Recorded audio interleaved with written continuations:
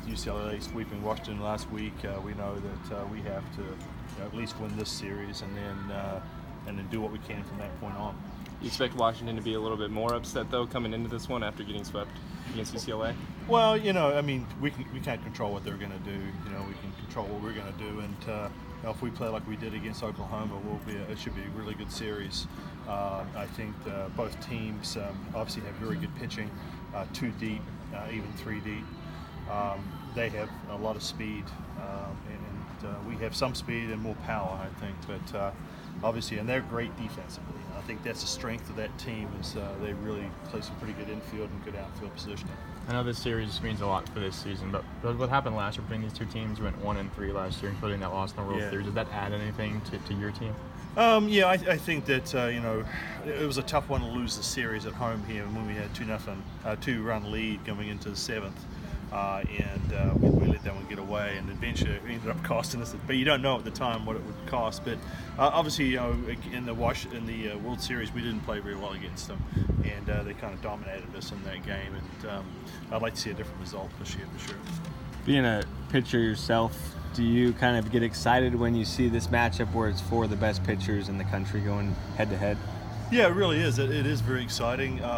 Obviously, it could be a prelude to maybe super regional. You never know when they're going to match people up, or even a World Series.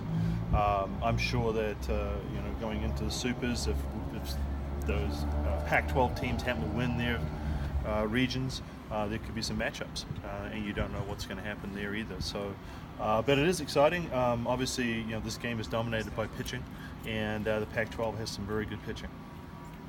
You guys have got to the point in your program where your goals are on the national level. What does a conference title mean to you guys? What kind of a carrot is that to you guys at this point? Well, I think it is a big carrot. I mean, obviously, especially when you look at who's in the conference, some of the biggest names in softball, UCLA, Arizona, obviously, they've got the most national championships still. So to say you're champion of that conference, I think it says a lot, and to have done it 5 out of 6 years would be tremendous. You guys have done really well against top 10 RPI teams this season. Where do you think that comes from? Well, obviously pitching. We keep the runs down against us, and we find ways to score runs. Obviously, we're a bit of a hot and cold type team. When we hit well, like we did against Oklahoma, it looks pretty good, and then other times we struggle. So, but we're not the only one in that boat either. Like I said, good pitching tends to beat good hitting and quiets it down at least. But I think that with our pitching, we're able to stay in a lot of games. Obviously, you guys did pretty well against UCLA earlier this year, and they just come off that sweep over UW. How are they different though than maybe Washington, just as far as what they do well? Well, I think UCLA is the best hitting team in the country. And obviously we haven't played every team. We haven't played Florida or Alabama or any of those other teams. But just by looking at their numbers, and we've got Jelinek back now. There's another kid that actually did play against us and hit a home run against Washington.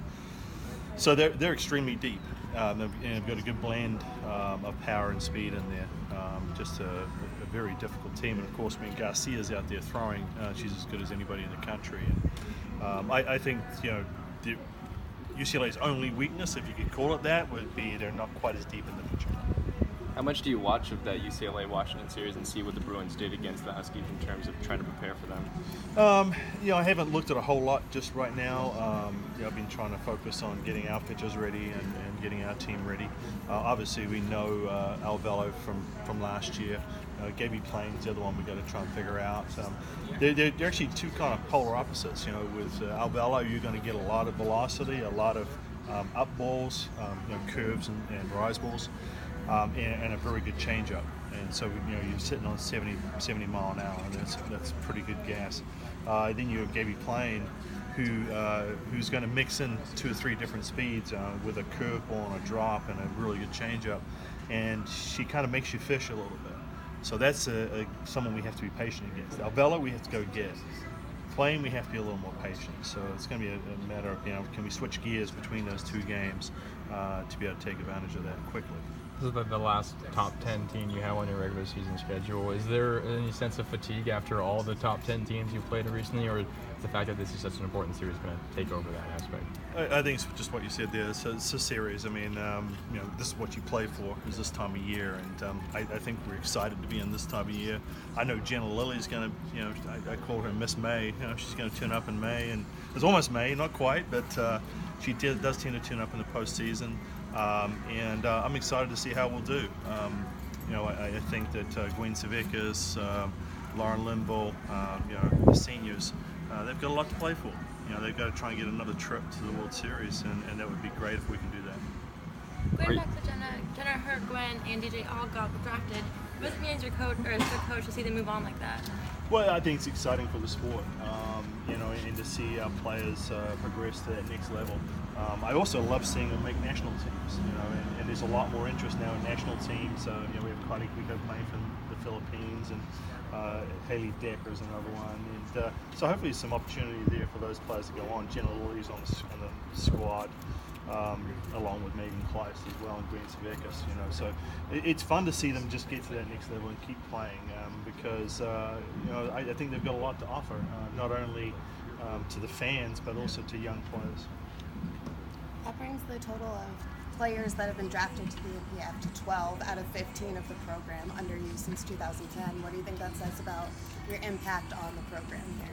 Well, they must like it. I suppose, if they didn't like playing softball, they wouldn't do it. And I think that's it. It is, first and foremost, is to get a degree. Just to use softball, be able to get yourself a degree, and so you have something behind you, and then set yourself up, and then hopefully go on and enjoy a little bit before you get into the workforce and do your career. And the other thing we like is I like to see them moving into the coaching ranks, and I think you'll find that a lot of our players are moving on to be coaches and giving back that way. And I think that's important as well. Not only that as well. How close are you able to replicate the Washington pitchers when you're throwing? I'm trying as best as I can, but it's getting harder to get it up towards 70. But maybe I get a little bit closer. But I am trying to throw some things that Taryn throws.